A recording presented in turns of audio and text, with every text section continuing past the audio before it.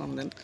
আসসালামু আলাইকুম রহমতুল্লাহি ওয়া বারাকাতুহু। ওয়ালাইকুম সালাম ওয়া রাহমাতুল্লাহি ওয়া বারাকাতুহু। জি, আপনার পরিচয়টা কৃষকদেরকে বলেন। আমার নাম হইল মোহাম্মদ মোস্তফা, গ্রাম হইল ফরিদপুর ইউনিয়ন, কুলিয়াচর থানা, কিশোরগঞ্জ ডিস্ট্রিক্ট।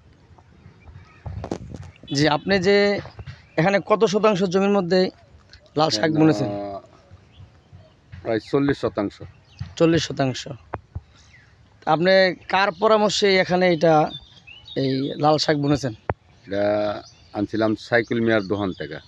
সাইফুল শাকিল? হ্যাঁ, শাকিল ভাই। জি আচ্ছা, আমরা এখন শাকিল ভাইয়ের পরিচয় নিচ্ছি। এই যে আসসালামু আলাইকুম। ওয়ালাইকুম সালাম। ভালো আছেন হুজুর? জি আলহামদুলিল্লাহ।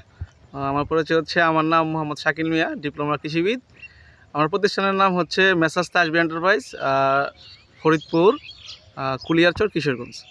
আর আমরা যে লাল শাক দিয়েছি ওনাকে, লাল শাকের জাতের নাম হচ্ছে আপনার ইস্পাহানি RM 0010, যে জাতটা আছে ওই জাতটা চাষ করেছে ওনাকে।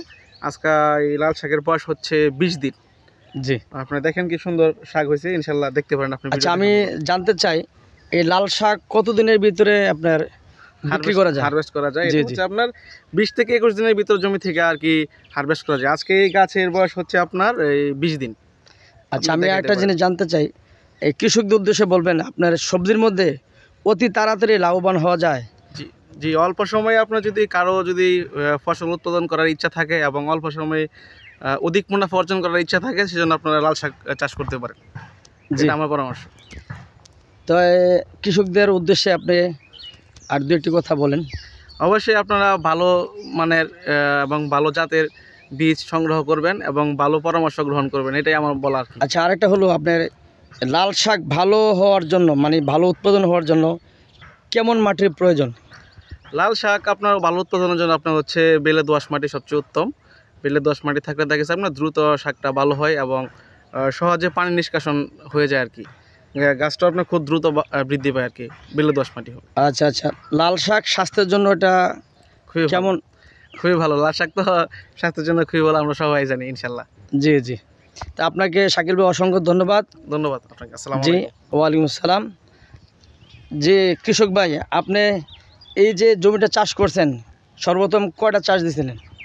এটা আমি 2টা সার দিয়ে বানিয়েছি। আচ্ছা আচ্ছা, কি কি সার দিয়েছেন এখানে? এই হসপিট, পটাশ আর বিষ। জি আচ্ছা আচ্ছা, আপনি বিষ এই সার এবং বীজ কার দোকান থেকে সংগ্রহ করছেন? সাইকেল চাচার দোকান থেকে। আচ্ছা আচ্ছা, আমাদের শাকিল ভাইয়ের দোকান থেকে উনি সব কিছু সংগ্রহ করেছে। ওনার পরামর্শেই আমাদের এখানে বিশাল এই প্রায় 40% জমির মধ্যে লাল শাক বুনেছে।